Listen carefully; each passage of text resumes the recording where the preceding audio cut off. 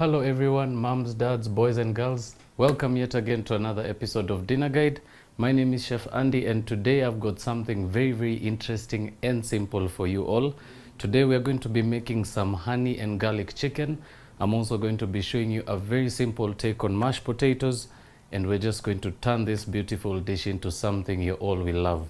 But before we get that far, we'll begin by introducing the ingredients before us. So from the very front, I've got 3 pieces of chicken thigh already skinned. I've also got some honey, some salt, about 4 cloves of garlic, some kernel corn and some unsalted butter. You'll also require half a lemon, 2 peeled potatoes in some water, some oil to cook with, some peppercorns to crush, some water to cook your potatoes in, and last but not least, some milk to aid you in making your mashed potatoes. So we'll actually now take a very short break, and when we do come back, you'll be able to see how this very simple dish comes to play. See you in a short while.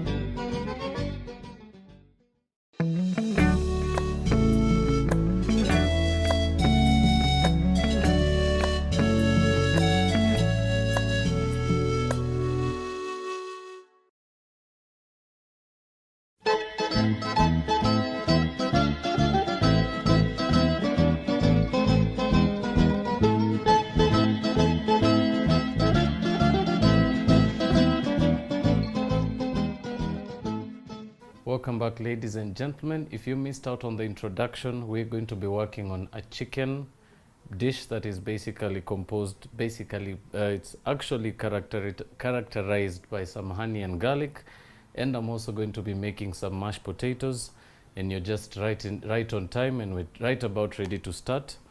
So I'm going to start the very simple process by chopping up my potatoes into 1-inch cubes. So very simple. Proceed to slice through the middle. Slice each wedge into 4 pieces.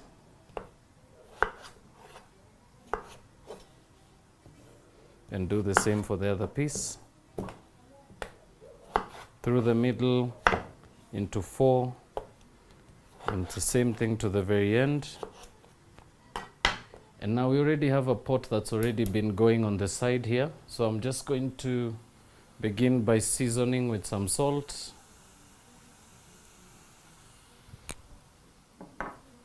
And all you need to do is drop in your potatoes and allow those to soften in that water.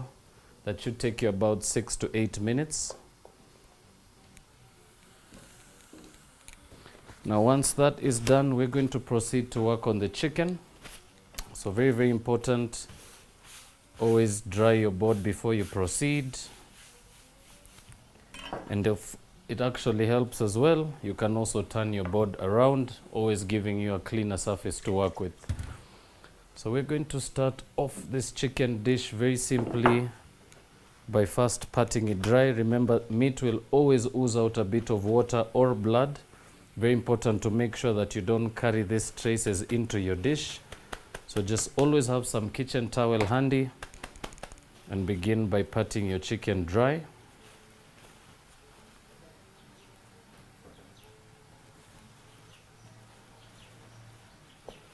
Proceed to do the same for the other pieces. Of course, always making sure to pat on both sides.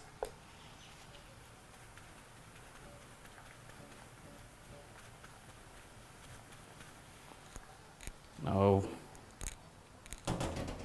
proceed to just very gently put some marks with your knife on top of the chicken. Of course, not cutting too much into the flesh. And then proceed to slice right over the marks you made earlier. And these are basically just going to give us a bit of a presentation, so you'll be able to see that in a little bit.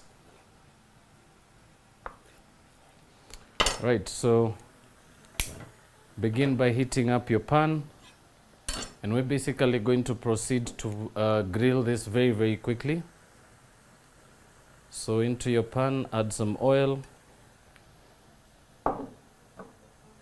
Grab also your garlic cloves. And you can proceed to just slice those into half. We could actually add another piece. So make it 3 garlic cloves sliced in half. Proceed to add those to your pan. And just allow for your oil to just to get that beautiful fragrance into the dish. Now your potatoes are now starting to almost get fully cooked. This should actually now be about 4 minutes away. So we'll just allow that to continue, giving us just enough time to work on the chicken.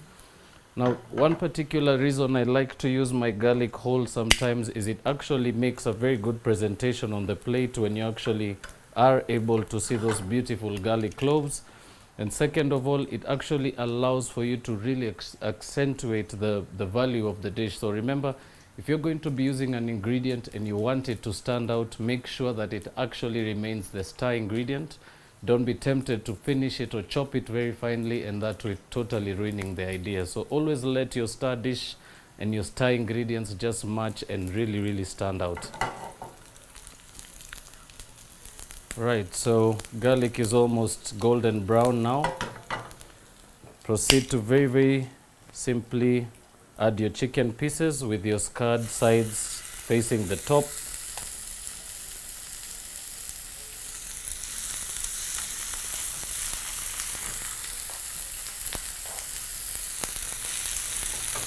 And while that continues, you can proceed to move your garlic pieces on top of the chicken. And this will actually allow them to avoid overcoloring.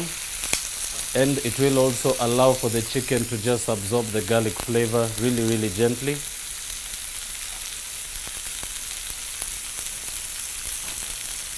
Now, one particular trait I could share with this dish, it used to actually be my favorite back in the time when I was working in Dubai. I managed to get this beautiful concept of making chicken from a very, very beautiful Sri Lankan chef. And she managed to actually explain the difference in chopping the garlic versus using it whole. And if you could actually, if most of you could be able to taste this dish once it's done, it would really make a difference. But that is the reason why we are doing it on the show, so you can actually be able to try it on your very own. So very, very simple technique. Just allow your chicken to grill. And what you're basically looking for at this stage is you're going to be checking out for the size of your chicken. Remember, as white meat begins to cook, you will actually start noticing a difference in color. You will notice that the pink or red sides will actually begin to turn a little white. And this is particularly my best option of actually making sure that your chicken is almost ready to turn. So we're going to check with the first piece. And now that's beautifully browned. So we're going to turn that over. Proceed to do the same with the rest of our pieces.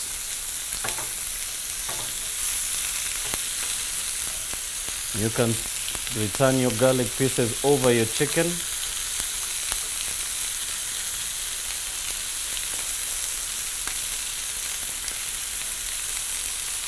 And now while your pan continues to sizzle away and you've actually already coated or rather browned your first side, proceed to lower your temperature to medium. Remember, we started the pan at high heat.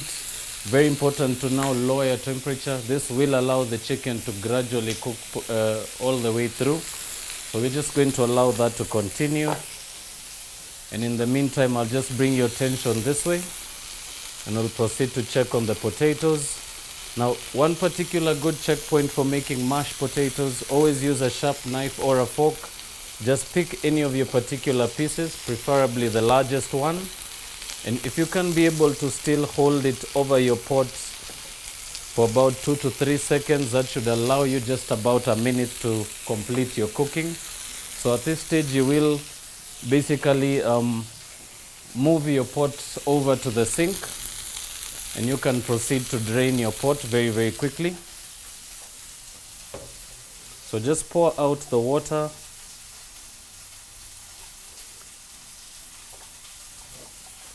and proceed to return that to the heat. Now basically the reason why I like to allow, or rather reduce the liquid at this stage, is because remember, you are going to be incorporating some milk, which of course will in turn allow you for a little more cooking. So always allow your potatoes to almost get to the very end before you begin to mash. Reduce your liquid and basically now proceed to add the rest of your ingredients. So we're just going to allow that just a few seconds for the little bit of liquid in the pot to completely evaporate.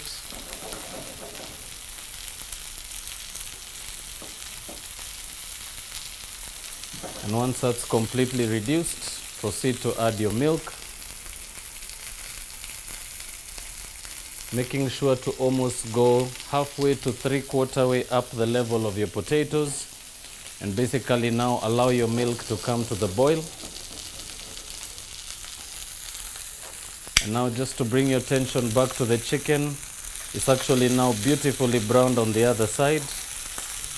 So now remember, at this stage we're basically just allowing the chicken to cook through. Remember, this is a chicken on the bone, and it will actually need quite a bit of time to cook through. So just move those pieces around your pan, making sure to capture the beautiful flavors that are on the sides, and proceed to turn over one last time.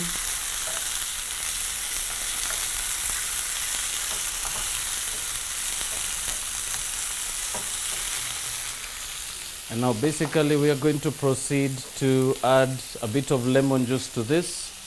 So I'm just going to squeeze just a little bit of lemon right over each piece. And what the lemon juice does is it actually sharpens the flavors coming through the chicken, also brings out the beautiful heat from the peppers, and it also mellows down the aromas of the garlic. Right, so your chicken is now completely browned on each side. We're going to proceed now to add our honey.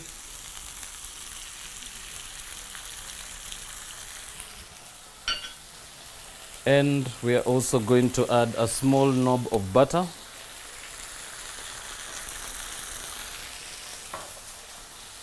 Now at this stage, all we're going to do is we're going to use a spoon to just toss our meat in the sauce. Of course, beginning by making sure your butter is completely melted before you do so. And all you need to do now is proceed to toss your chicken in that sauce that is combining right at the base, making sure to do it very, very quickly because it will actually begin to thicken and reduce.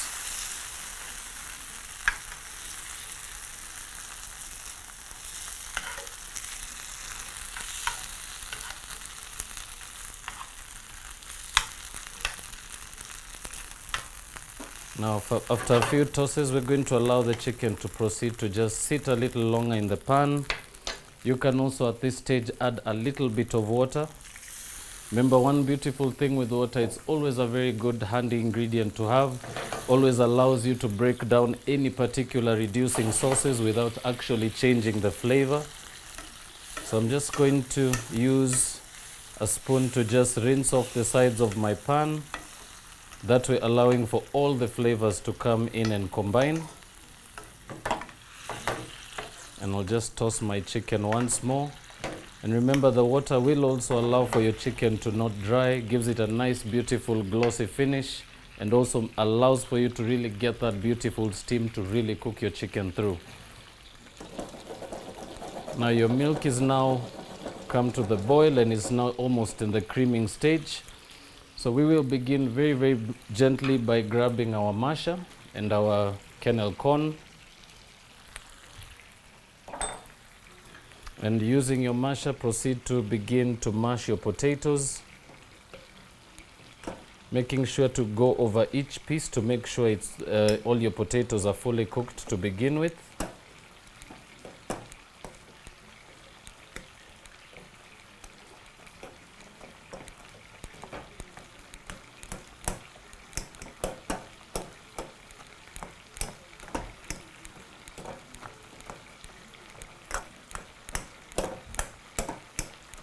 And once your potato pieces are broken down, we're just going to allow the liquid to reduce a little more, bringing us back to our pot of chicken. So at this stage, you can actually begin to slide your pieces almost to one side of your pan. And with the reduced liquid to the side, just begin to baste your chicken with a spoon.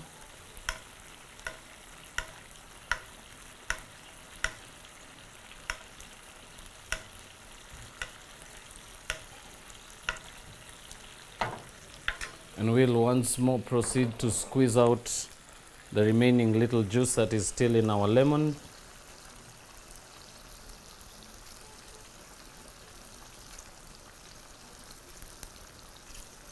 And you can proceed to discard the rest.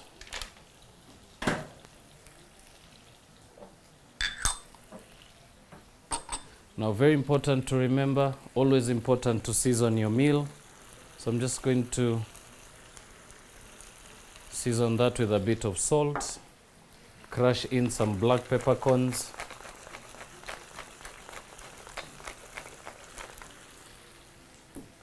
and proceed to toss your pieces once more.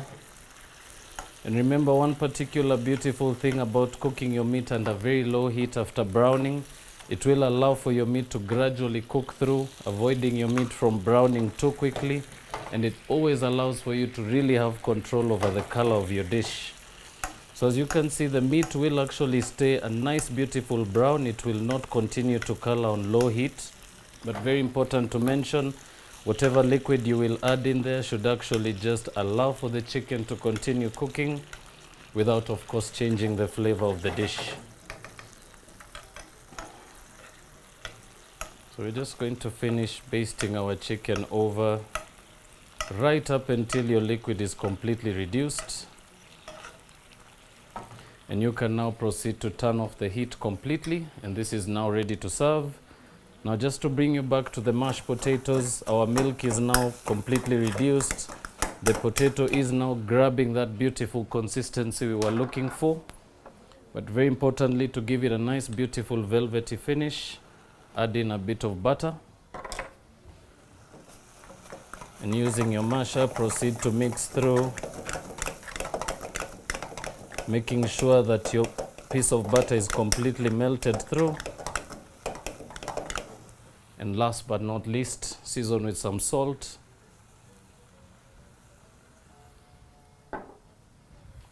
And proceed to turn off your heat completely.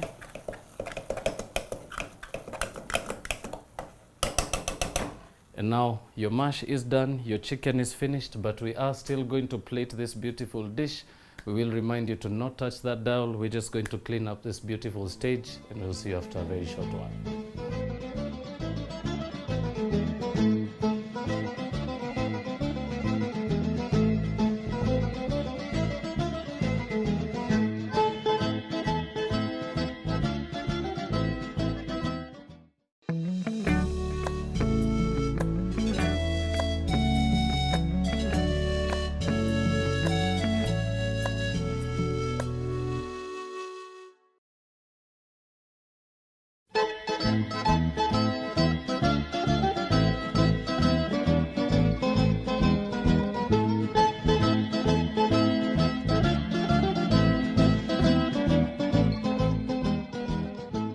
Welcome back, viewers. For those of you who are just tuning in, and if you probably missed out on the introduction, I will remind you that this show will always air on TV, and we also have the rerun on our YouTube channel. That's BrandPlus TV.